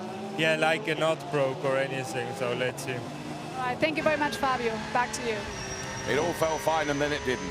poor old Fabio Scherer. That has been miserable. We spoke to him just before this weekend, and he was really looking forward to his return to the streets of the Norisring. He was here many years ago in a single-seater and had high expectations as Thomas Bryning continues to close in on Jack Aitken. And there is a huge crowd here at the Norisring enjoying this race 8 of a 16-race season. 112,000 spectators lining the terraces, and Riccardo Feller is on the team radio. My line. He was moving after. Yeah, it's his mistake if he has a puncture now. Good move, in my opinion. Again, I think that is maybe more for the information of the stewards than for the team, just making it very clear that he thought that Luca was moving under braking. So the 112,000 people lining the terraces and lining the circuit here have been thoroughly entertained. Luca Engstler, not so much. The car just ambling round and into retirement, and a lot of damage there. So poor day for Luca, and he'll come back, no doubt, stronger at the Nürburgring. It is being investigated by the stewards, and we'll let you know if we get any news on it. So Thomas Bryning then continuing to really pressurise Jack Aitken. The gap between them last time they crossed a timing sector line was just 0.6 between the two, and both of them are breaking away from Thierry Vermeulen quite a bit. Now you can see under braking Thomas Bryning getting ever closer. So this will rage and rage, I feel sure, until the end of the race. But just to throw another spanner, and a 19mm spanner into the works for that matter, of course, we do have another mandatory pit stop to come for the remaining cars that are in this DTM race. That's a great onboard shot, looking back from the car of Jack Aitken as we go back into the garages with Farina. And another driver had to end the race, unfortunately, Luca Engstler. Luca, what happened? There was a collision, or why did you have to end the race? Yeah, a fella just drilled me up and destroyed my tire. To be honest, not a lot of fun to race in DTM these days when people behave like that. It's just a pure stock car. You see at the start, they get a penalty lap, they get frustrated, and then they send the next car to hell, and that's just, I think, not the way you should behave on the level we race here. All right, Luca, thank you very much. Very honest and furious words there from Luca. Back to you. I think you're right, honest and furious, and that's how, of course, Luca Engstler saw it. Riccardo Feller, we've already heard, saw it in a completely different manner. Brian. Yeah, we are. Sorry, you were about to say something. I said that he saw it in a different manner. Yeah, absolutely. Brian. And yeah, the stewards will take a look at it. And if they feel as though there has been any injustice, they will dish out a punishment. You saw from the graphic, we're well under 5 minutes away from the pit window opening. And I get a feeling that Thomas Bryning may be thinking about, well, maybe I don't have to overtake Jack Aitken on the track when he comes in, although Aitken will be aware of that and he'll want to stay out, or there could be even an overcut situation that occurs here. So the two cars running as one. The team will be nervous. I went for a walk quite late at night at the Lausitzring into the pit lane, and it was getting dark, and Emil Fry Racing were practicing. They did it well. They went, no, not good enough, let's do it again. No, not good enough, let's do it again. That's how seriously they take it. 28,812 euros raised for Race Wells in Africa, providing clean drinking water in the Gambia and Tanzania. The ADAC, along with BWT, jointly donate €4 to the Be Water mission for every single racing lap completed. It costs a fair bit because we're completing a lot of laps here at the Norisring. We've got 38 of them on the board and many more still to come. And it's Jack Aitken who's leading them at the moment. But Thomas Bryning, but for my money, looks the quickest. The timing screen is saying the same as well, because Bryning has the fastest lap of the race, a 49.141. Bryning, we said he's dangerous. We said he's good round here. Jack Aitken will see the big Grello car in his mirrors. I think Thierry Vermeulen is getting back into this as well. He's encroaching now on Bryning and Aitken. Let's just see how that develops. I mean, definitely Thomas Bryning is the quickest. But the more these two fight, let's bear in mind that Thierry Vermeulen might come back into this. Also to throw into the mix is the fact that the pit window is going to open in moments from now. I can confirm he was a tenth quicker than the two cars in front of him on that last lap, so good perception there. Thierry Vermeulen is closing in, albeit gradually, on those two cars up ahead of him. Okay, just Thierry Vermeulen for me. The back end of the car looked just a little bit skittish as he came out of that turn. And I reckon he's just a little bit ragged, isn't he? He's pushing hard because he knows that he's under real pressure, which is precisely what Preining needs to do as he gets to the inside. There is a little contact between the two of them, absolutely side by side. This is for the lead of this DTM race. Thomas Preining, Jack Aitken. Jack Aitken for the moment shows a clean pair of heels to the car of Thomas Preining, but Preining is quick. And Aitken knows it. He's sticking his elbows out of the windows here, trying to prevent Thomas Preining from coming through. A late lunge to the inside racing room is given, but Aitken gets underneath and he's able to get the switch back. Pit window opening in 1.5 minutes, like we need any more drama. Brilliant stuff. Good, clean racing. Jack Aitken just kept it calm and collected through turn 4. And all of that has dropped Thomas Preining back into the clutches of Thierry Vermeulen. Suddenly Vermeulen is back into it. Let's have a look at a replay here. So it was a gap on the inside into turn 1 for Thomas Preining. The slightest bit of contact. That's rubbing. That's racing on board with Thomas Preining. You can see him to the inside of Jack Aitken. And then it was a drag race out to the Scholar S, the right-hander, but Preining wasn't backing out of it. They went into the S as well. We're looking again at that's the turn 1 move, and then into the Scholar S. And for a moment, Preining had the lead, but then Jack Aitken, keeping it all together around turn 4, just tucks back in again. You know what, with this race, I think this is one that could be won or lost in the pit stops. I think the pressure is on these two teams more than we've seen at all this season. So the pit window opens in 18 seconds, I think that's... that is right, 15 seconds. Oh. That's very perceptive of you, but it is he's very short, not 18 minutes. It's a very short pit window, though. Just 6 minutes to get all of the remaining running cars, and there are 16 to everybody, bar one car is going to score points here this afternoon, but it's the ones that are going to make the maximum points. Jack Aitken at the moment in the 25-point position. 20 points for Thomas Preining. You can see how hard he's pushing because the car was snaking under braking. He's giving it absolutely everything. Now, is he thinking undercut? Is he thinking overcut? Is he thinking, I'm just going to let Manthey EMA do what they do and get me in and out quicker than Emil Fry Racing? We're going to find out in a minute because we are just a few seconds away, or a few minutes away potentially, from these leading cars coming in. The first to blink, Mauro Engel, so he pits out of 6th place. That's promoter Ben Green, who's just been getting on with it in 7th place, now promoted to 6th. Jordan Pepper up to 7th. So here comes Rene Rast as well. Also into the pits is one of the come to you Aston Martins. I believe that is Nicola Bart. That is there. The Durham Motorsport McLaren in as well. Right to work on the back of the car for Schubert Motorsport. They've done this a few times, haven't they? This is the team to beat, Team Windward. They are red hot on their stops. They get to work on Mauro Engel's car. A bit slow off the jacks, but all good. The car drops down. Mauro Engel's back out into the pit lane. 8.9. So that wasn't the, no, I beg your pardon, that was 7.1 seconds.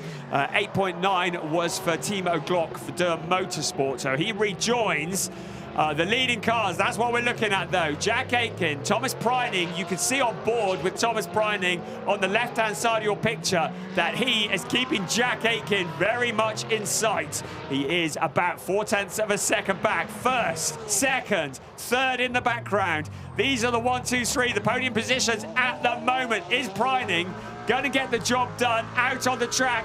Is he going to do it in the pits, or is Jack Aitken going to hold on to the lead?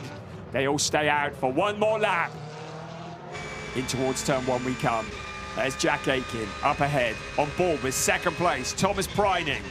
Under braking into turn 1, Jack Aitken leaves a very tempting gap on the inside, but he knows what he's doing.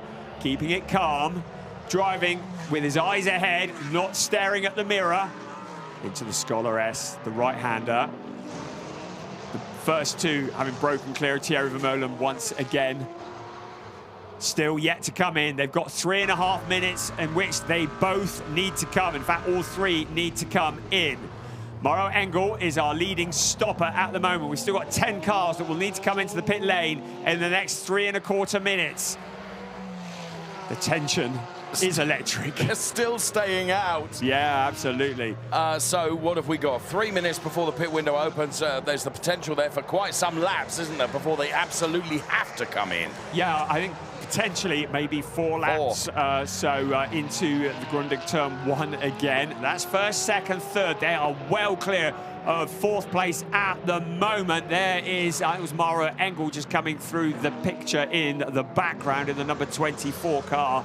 But still, well, in 4th place is Arjun Maini at the moment. We've still got a number of cars into the pits. Anchan Nguyen, Jordan Pepper, Jules Gounon, Maurice Schering, they are all in as well. But our focus very much on this front 3, because you get the feeling the winner of this race is going to come from one of these 3 cars. Oh, I think I agree with you. Right. In comes Thierry Vermeulen.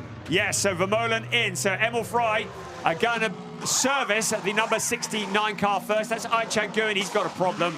So this is not a good warm-up for Manthey EMA. They couldn't get the car rolling again out of the box. Remember, they have got the Thomas Preining car to service in a few moments. They need to be confident. They need to be up to speed. So out of the pit lane come those cars. So this is it now. We're looking at the Aichan Nguyen pit stop and seeing what happened there. And he got going, so they did their job. Maybe it was just they were holding him for other cars in the pit lane, but whatever it was a slow stop for Aichan Nguyen. Right, first and second, a minute and a half left of the pit window. Preining first. So Preining is going to try and do an overcut on undercut on Jack Aitken. So Aitken staying out on the track. He will be going hell for leather like he hasn't already. Thierry Vermeulen there, who will be, at the moment, in a net, I would say, 3rd place. It was an 8-second stop for Vermeulen, I believe. So Vermeulen then, we think, 8 seconds. Thomas Preining is in. Jack Aitken. Jack Aitken still out on track, bless you. Thomas Preining, I'm looking at the pit time there to see how long he is static for. Good stuff there from Team Manthey. We're going to see how long it takes before the car hits the ground now. That was a good stop. 6.7 seconds. That's a good stop for Manthey EMA just when they needed it most. They've serviced that car. Right, here comes Jack Aitken. Remember, 6.7 seconds was the time that Thomas Preining's car was up in the air. Here comes Aitken. He'd love it if the speed limit wasn't 40 kilometers an hour at the moment. He's crawling along that pit lane. Jack Aitken from the lead of the race. This is critical. The team will need to be on their marks. I think the Preining team have done the job for him. That was an awesome stop. Let's see what Emil Frey can do to respond as they go to work on the Jack Aitken car then. This Ferrari 296. 7. Released. 8. Let's go. Let's go. 8.2. Let's go. 8.2 was the time that pit stop. Not especially quick, so it's all going to be down to in-laps and out-laps here. Thomas Preining, you can see, is out on the on the front straight now. Here comes Thomas Preining in the Grello car. Job done. Jack Aitken on cold tyres. He's going to try and block him into turn 1. Thomas Preining, though, will move to the inside. Jack Aitken was a sitting duck, but Preining's overcooked it. This is a chance for Aitken, but Aitken is on cold tyres. Preining into the Scholar S, knows this is his only opportunity. He ducks to the inside. Aitken has nothing to defend with. Now he's starting to come back. Still, the tyres are not into the window. Preining has those warmer tyres, and he may have just about done it. Aitken, if he wants to pass Thomas Preining, if he wants to win this race, he's got to do it on the track now. Less than 10 minutes remaining. Thomas Preining takes the lead of the race. Jack Aitken fighting for all he's worth. It was so close, but it was all won and lost in the pit lane. Now, has Jack Aitken got anything he can do to force Thomas Preining into a mistake in the last 9 minutes of this race? It's all got to be done on the track now because the teams did a great job in the pit lane, and that put Thomas Preining in the lead. I predicted that, and not often I get things right, but it was... This is where Thomas so nearly got it all horribly wrong, though. But he had his wits about him. He knew what he'd got to do, and he knew he'd made it. Look at his dad. Look at his dad. You know, he knew he'd made a mistake, but he knew he'd got temperature into the tyres, and therefore he was going to be able to correct that error. Fair play to Jack Aitken for doing everything he could, but he was on colder rubber. Amazing, and you can see how emotionally invested they are. This is serious stuff here. Thomas Prining's dad in the background, absolutely jubilant. The rest of the team are looking on. So, with the pit window closed, Thomas Prining has made up 5 places in this race and takes the lead of the race. He's been looking dangerous all race long. Jack Aitken, Thierry Vermeulen, it's an Emil Fry 2-3 at the moment. Mauro Engel into 4th place. Arjun Maini, solid stuff from the Ford Mustang. Ben Green in the other of the Emil Fry Racing Ferraris in 6th. Rene Rast, always a danger man, in 7th. Championship leader Lucas Auer in 8th place. Yesterday's winner Jordan Pepper in 9th. And Jules Gounon rounding out the top 10. Just carried too much speed into that turn 1, went deep into the corner. I was talking to Danny Soufi, one of the prototype drivers, earlier, and he was saying the bumps into that turn 1, they are so inconsistent. He said you just need to be 10 centimeters to the side of where you were on the previous lap, and you have 0 braking, and then you're 10 centimeters over, and you can brake as late as you like, and it catches you out every lap. And Thomas Prining, I think, may have just hit one of those bumps, didn't get the thing slowed down, went deep, but fortunately, as you say, was able to gather it all up, had the steady mind to not panic and just steal it back into the Scholar S. Wow, what a DTM race this has been. Race 2 of the weekend with drama in bucketfuls. Absolutely awesome. And there, that was when it took all of Jack Aitken's skill to control the back end of the car, sliding around under braking as he's trying to stay with Thomas Prining. But Prining, in my opinion, has got the job done. Thierry Vermeulen, of course, running in P3 now. In terms of the Drivers' Championship, what a difference a day makes. Yes, because we were speculating just now that Jack Aitken would be 2 points off the championship. Well, it's going to be more than that if things finish as they are now. Lucas Auer would have a 7-point lead over Thomas Prining and Jordan Pepper. There is Maurice Schuring getting together with one of the come-to-you Aston Martins. So the number 8 of Nicola Bart making contact with the back of the Porsche. That Porsche is going to have seen a fair bit of action throughout this race. There is Thomas Prining. He's got about 1.4 seconds now on Jack Aitken as we look down from turn 1. Is there anything left that Jack Aitken can do? He had those tyres that were cold. He showed immense skill controlling the car that have felt like it was on ice on that lap, but he could not defend from Thomas Prining. Rene Rast in 7th place. Lucas Auer there as well. Jordan Pepper. So everybody just settling down a bit, but we have 5 minutes remaining. What remains of Maurice Schuring's Porsche there as well, on board with Ricardo Feller. As he looks ahead to Ayan Nguyen. Nguyen in 11th, Feller in 12th, Schuring in 13th.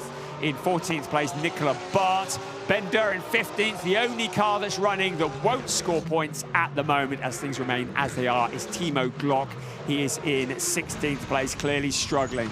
On board with Ricardo Feller once again into the Dutsen Dijk turn. So Feller fancies a few more points. He's had a frustrating day. He sees Ayan Nguyen ahead of him in 11th place. He's already under investigation by the stewards for the incident with Luca Engsler. We've seen nothing else about that so far. You can see there the gaps between the cars. It is 1.379 between first and second. Thomas Prining looks to have this under control. Jack Aitken will be drawing on every trick that he can think of to distract, to put the pressure on to Thomas Prining. Thierry Vermeulen looking now to be a little bit out of touch with the lead 2. The lead 2 having broken clear. This fight continues for 11th place. Ayan Nguyen with his mirrors full of Audi. Come on, Eileen, says Ricardo Feller. I want to get past the car in front. On board he comes, out onto the pit straight. Once again, the fastest part of the track. Up to about 250 kilometers an hour. Rene Rast now attacking Ben Green. This is for 6th place. So Ben has had a fairly quiet race so far. Rene Rast wants to disrupt that a bit. It's Ferrari versus BMW. And at the moment, Ferrari able to show stoplights to René Rast, but René knows this place like the back of his hand. He knows precisely where to apply the pressure, like rubbing salt into a wound that's already hurting. René knows exactly where to push, and you can see as he tries to get to the inside of green, but thus far has been unable to do so. Preining leading by a second over Aitken. Then it's Vermeulen, then it is Maro Engel P4 ahead of Arjun Maini, and René Rast for the moment is not able to really pressure. Sense of deja vu going on here. Once again, Ben Dura has received a penalty lap, and once again it's for spinning the wheels on the jacks. He's done that already. He visited the penalty box earlier for spinning the wheels on the jacks. He's done it again in the second pit stop. I think we're going to send him back to wheel spinning school, or not, as the case may be. But a penalty lap for Ben Dura. That could potentially, no, it's not going to elevate Timo Glock into the points, because Timo Glock has now retired the car into the pit. So we're down to 15 runners now, as Timo Glock has clearly had enough.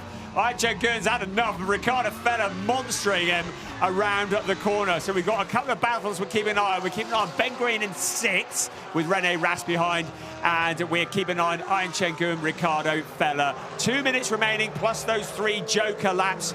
Ahead of them is Jules Gounon in 10th place. So the additional 3 laps, because of that stoppage earlier on. We mentioned that earlier. Minute and 3/4 though of timed racing, then those 3 additional laps. There's Jordan Pepper just coming through your screen. He's in 9th place. 10th, Jules Gounon, 11th. That is not done and dusted by any stretch of the imagination.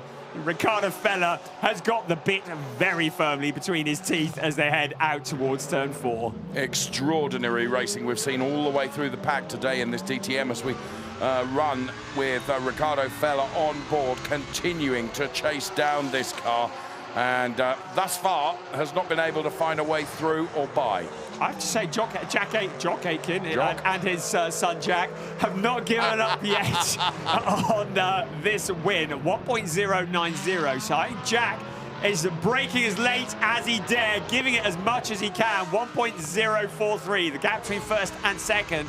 He wants to keep the pressure onto Thomas Preining as well. He'd love him to get it wrong under braking once again, to maybe hit a bump and go straight on. That would be Christmas for Jack Aitken, but at the moment, Thomas Preining has it under control.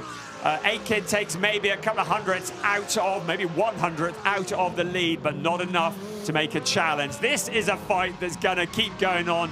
Ian Chen-Gun, teammate to the race leader. He's currently down in 11th place. He's a 2-time winner this year. Ricardo Feller hasn't won anything this year yet. It's probably not going to happen today, but would love to get a couple more points for getting past Ian Chen-Gun. And can he do it? I mean, he's certainly piled the pressure on for lap after lap after lap. They come around pretty quickly here, like a conveyor belt here at the Norisring with such a short lap. But thus far, been really impressed with Gounon and how he is able to defend this place. And yes, we've said so many times before that it's almost boring. You can be quicker than the car in front of you, but if you can't find a way by, you're stuffed, really. Thomas Preining has responded to Jack Aitken's previous quick lap and has opened up to 1.2, so it looks like he has it under control. We've hit 0 on the clock. We're on to the 3 additional laps at the moment. Our race leader is currently out on the Scholar S and towards the back straight, the Zeppelinstrasse. The rest of the cars still fighting for every last point. Ricardo Feller giving it everything. This is just for the scraps, effectively. He's in 12th place at the moment. In 12th place, he'll get 4 points. If he can get past Ian Chen-Gun, it'll be 5. Maybe it's racing for glory. Maybe it's just getting rid of some of that frustration that we heard on the radio. Behind them is Maurice Schering with what remains of the Porsche that has been in the wars. And there's Thomas Preining's dad looking on at his son, who leads the race at the moment by 1.4. So stretching it even further as we get towards the +1 lap. So the closing stages of this race. Into the Scholar S once again. Preining looks to have it under control. If the race finished now, and it is very close to it, Lucas Hauer would still lead Thomas Preining and Jordan Pepper by just 7 points. Lucas Hauer down in 8th place at the moment. Jordan Pepper is just behind him in 9th place, and he's thinking, if I could get past Lucas Auer. That would close the gap up even more. But at the moment, it's Thomas Breining who comes out to get ready and start the final lap of the race. He has been there or thereabouts all the way through this race. He started further back down the grid. He could see the cars in front of him. He was in 6th place at the start of this race. Jack Aitken started on the front row. He kept out of trouble. He worked his way forwards bit by bit. It was always going to come down to the pit stops. It was Manthey EMA versus Emil Frey Racing. It came out advantage, Manthey EMA. Jack Aitken gave it everything, but it's Thomas Breining who heads into Dutzendijk for the very last time. It's one for him. It's one for the team. It's a win in race 8 of the season for Thomas Breining. Very good. Maximum cool down, stay hydrated and collect the stones, exit T1. Superb job. Second place for Jack Aitken launches him also firmly back into the championship hunt. There is Andreas Breining, Thomas's father then. Absolutely thrilled with that. I mean, that is driver, team, combo working as one. We said it before, this is a team sport. The driver is just the nut that holds on the wheel, as what they say. And this is the proof, because it was the team that got the job done. I mean, the brilliance of Breining and Aitken and Vermeulen, to be honest. Great driving skills from all three of them, but it was the team that made the difference. It was those pit stops. And, you know, you win as a team, you lose as a team. You have to say Emil Frey gave it everything, but Manthey EMA were the team to come out on top. And it was that last stop, it was 6.7 seconds versus 8.2 that made the difference. You're absolutely right. As we see confirmation, Thomas Breining then for Manthey EMA race winner ahead of Jack Aitken and Thierry Vermeulen. Maro Engel and Arjun Maini then, they are the top 5, and Ben Green taking P6. Brilliant stuff. We take the points, mate. We take the points. Good job. I think Jack Aitken gave it everything that he possibly could. Absolutely. I don't think he had any more that he could have given, to be quite honest. I agree. The Ferrari clearly very quick here, but it was Thomas Breining who came out on top for Manthey EMA, a team sport. Jack Aitken and Thierry Vermeulen for Emil Frey Racing, 2nd and 3rd. Then Maro Engel always picking up the points ahead of Arjun Maini and Ben Green. Rene Rast and Lucas Auer, championship leader, down in 8th. Yesterday, winner Jordan Pepper was in 9th ahead of Jules Gounon in 10th. Then Ian Changuen, Ricardo Feller, Maurice Scheuring, Nicola Bart finally getting some points on the board, doing it the hard way, I think. And Ben Dorr, the last of the points-paying positions, in 15th place, 30,424 euros. Because we do a lot more laps here at the Norisring, we raise a little bit extra on this very, very special weekend. Thomas Breining in the car. The irregular don't talk to the bus driver during quali. We know better than that. He sits there. I think he's just regathering himself, to be quite honest. I think that's probably taken it out of him a bit. Aitken, just 8 points off the championship lead, as is Maro Engel. Look at that.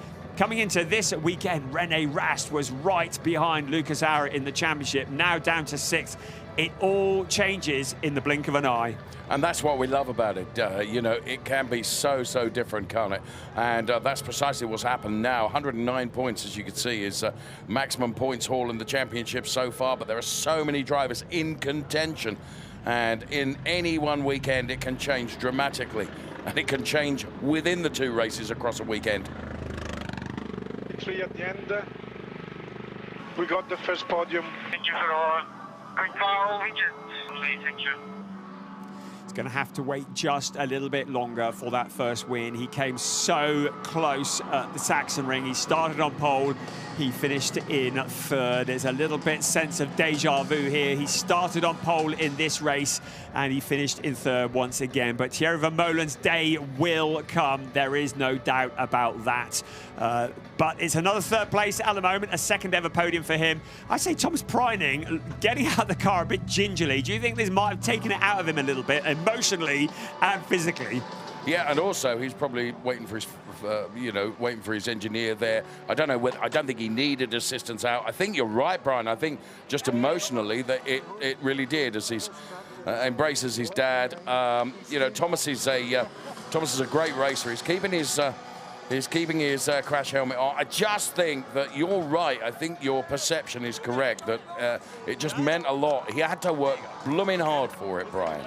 He did. The last time he took a win was at Norisring in May 2024. He's had to wait a long time for this. Let's head back down to Verena, who's enjoying all the celebrations in the pits. And I'm here with Thierry Vermeulen. Congratulations to him, because he was coming from pole position. Unfortunately, only P3, but he fought really hard. It was a very wild race, so I guess you did the best that you could. Yeah, I did the best I could. I mean, car felt pretty good when we were out in front. We could manage the pace decently. Yeah, and then after we lost some positions, so not much more to say. And quite honestly, in a race like this, losing 8 cars, I think it really means a lot that you made it onto the podium. And yes, I understand the fact that you're probably a bit disappointed, but making a podium in this crazy race is really great. Yeah, exactly. I mean, we have to just review what we did well this weekend, also from my side, and see how we can repeat it for the next one. But thanks to all the mechanics and the whole team for giving me this good car this weekend. All right, thank you very much, Thierry, and back to you. Thank you very much, Verena, and thank you, Thierry, for taking the time to look to speak to us. There is Thomas Preining. Yes, I mentioned just before we went to Verena, it was May in 2024, the last time we saw Thomas Preining win a race in the DTM. He had a lot of emotional trauma 2 weeks ago at the Nürburgring 24-hour race, starting his team and his car, starting from pole, crossing the line first, but not taking the win. And it's taken him a little while to pick himself up from that, I think. But everybody looking absolutely knackered. Jack Aitken looks like he's run a marathon, I think, in this heat. And around this, I just did, around this circuit, I think these drivers are pretty worn out, and it really is a test for the drivers. But Thomas Preining taking that win, and that will be some kind of payback for what did or indeed didn't occur 2 weeks ago. Yeah, perhaps so. You know, take some out of the positives. You've got to. I have to say, I feel for Jack Aitken a bit. Did everything he could, and I'm sure he will feel just a tad disappointed.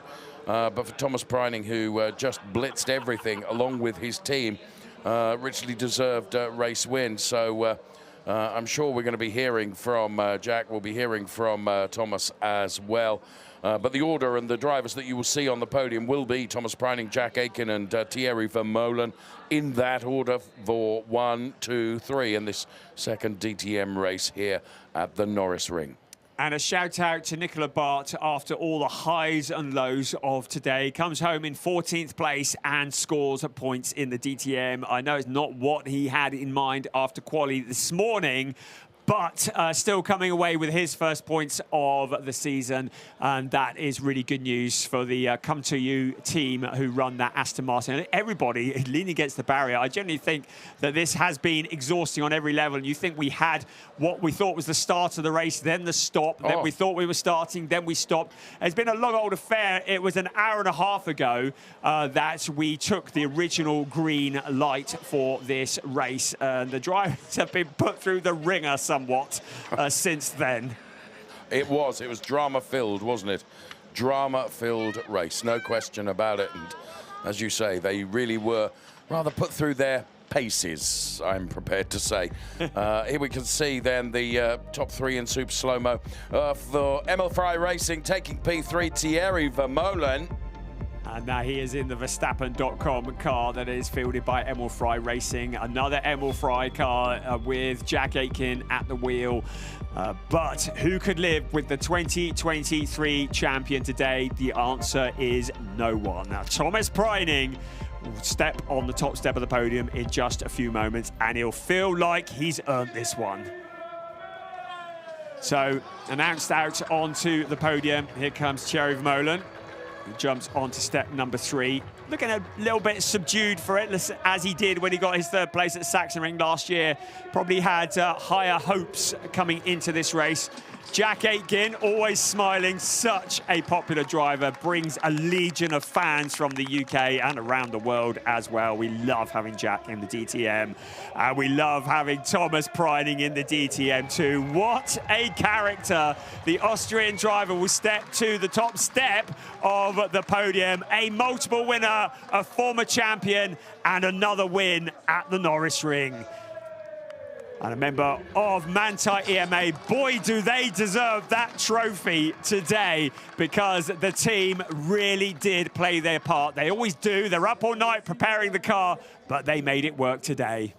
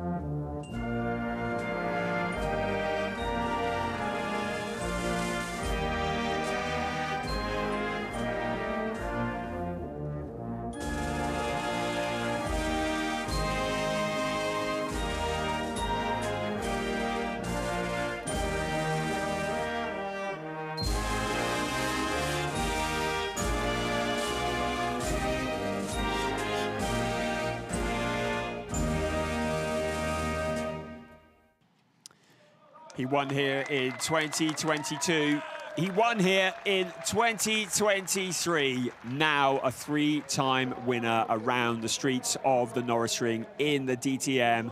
Thomas Preining will receive his trophy from Dr. Gerd Enser, the ADAC Sports President. And Thomas Preining kisses a glorious trophy, holds it high. One of many, many trophies, but one I think he will cherish because he really had to work for it. Andy Kurpka, the football world champion, we saw him earlier presenting the second place trophy to Jack Aitken. As Jack will have to hand carry that one back to the UK tonight. He raises that one high as well. And then Thierry Vermeulen will shortly receive third place trophy from Sébastien Ogier, the 8-time World Rally Champion. We spoke to him earlier in the weekend. He loves it here. He loves his motorsport, and he loves it around the Norisring. And he presents that third place trophy to Thierry Vermeulen.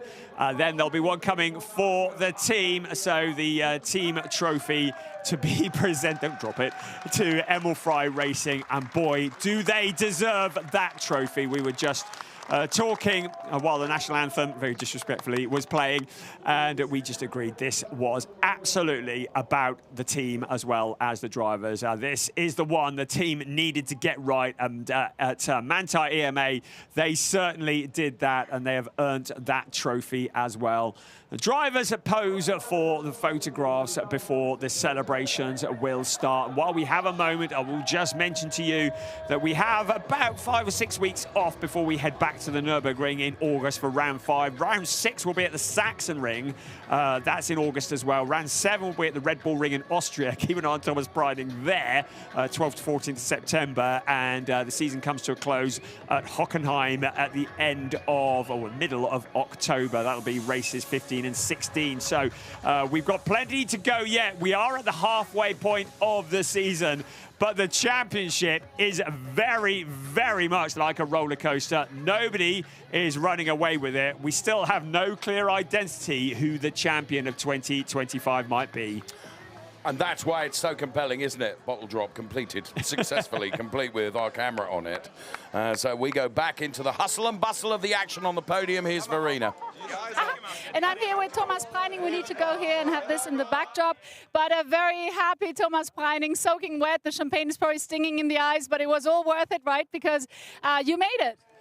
Yeah, thanks. It's been a very long afternoon. Jack was very serious about the defending bit, so he made my life difficult, but massive, massive thanks to the team. We had fantastic pit stops and strategy that was spot on. I think we always picked the right lap, and some bits of it I had to do on track. Track was, as I said, serious about the defending, but it was a lot of fun. And considering the fact your first victory this year, and we lost 8 cars here at the Norisring, and I mean, it was such a tough race, so is it even more special when you then win such a difficult race? Norisring in general is always super special to me. It was my first win here, first win for Porsche, first win for Manthey as well then, so it's always been a good place for us. It's my 3rd win here, and yeah, I mean, the racing's super entertaining. I think we put on quite a good show today, and it's fun. And also you're 2nd in the championship, kind of sharing it with Pepper. But that's also really promising because it's halftime as of now. So from here, you can go and hunt the title full on. Yeah, I mean, the goal was to fight back in the championship. We lost a lot of ground with 2 unlucky DNFs, but it's good we're back. Absolutely. Thank you so much, Thomas. Back to you. Thank you, Verena. Thank you, Thomas. So let's have a look at the pointer standings. Close and much. Well, there's nothing separating the top 5, is there? Lukas Auer definitely looking over his shoulder is Austrian 1st and 2nd. Thomas Breiding jumping up to 2nd. South Africa's Jordan Pepper behind 3rd place, 7 points adrift. Then Jack Aitken and Mara Engel tying behind them. Rene Rast 19 points back in 6th ahead of Jules Gounon. Ian Chen Nguyen, a 2-time race winner, but down in 8th at the moment. And what a difficult weekend for Marco Wittmann. He's 9th in the championship. It is a 0-point score for today. It has been an utter privilege to commentate on DTM around the streets of Nuremberg here at the Norisring. From myself, Brian Oliver, and from Dave Richardson, thank you so much for joining us. Let's head back down to Verena for one last time. Thank you to the commentators. And yeah, Jack Aitken. I mean, Thomas Breiding said you were very serious about the defense. That's how he put it. I mean, you really tried your best. You were making it hell for him, and you were trying your best. Coming from P2 to 2nd place. But I mean, you can pat yourself on the shoulder because you really did try your best. Yep, I mean, it's what we're here to do in the end. I mean, Thomas for sure was serious about the attacking as well. He gave me a few pushes. And I think we were both having quite the intense fight. In the end, I just couldn't quite hold him. You know, in the pit stop, he had a good outlap, and it made the difference. But I have to be happy. I have to be happy. You know, we are strong in the championship. Thierry had an awesome day. So, yeah, it was a good day. It was absolutely a good day. And then, I mean, it was tough. We lost 8 cars. Obviously, when you're all the way in the front, you don't really notice much there except for the safety phases. But, I mean, and then making a 2nd place, I get it makes it super special. And you're probably even more proud about that then. Yep. Yeah, I mean, I need to watch the race back if there was some chaos there. A lot. Okay. I mean, Norisring, we know it can be like that. It's a very hard track, but at least at the front was a nice fight. Yeah. Absolutely. It was a great fight. And now looking forward to the Nürburgring. We have 5 weeks of a break. So looking forward to that, and hopefully you can continue the way you ended it now here. For sure. You know, we enter the 2nd half of the season, so it starts to get pretty critical for the championship. And I think we are in the fight, and that's all we can do.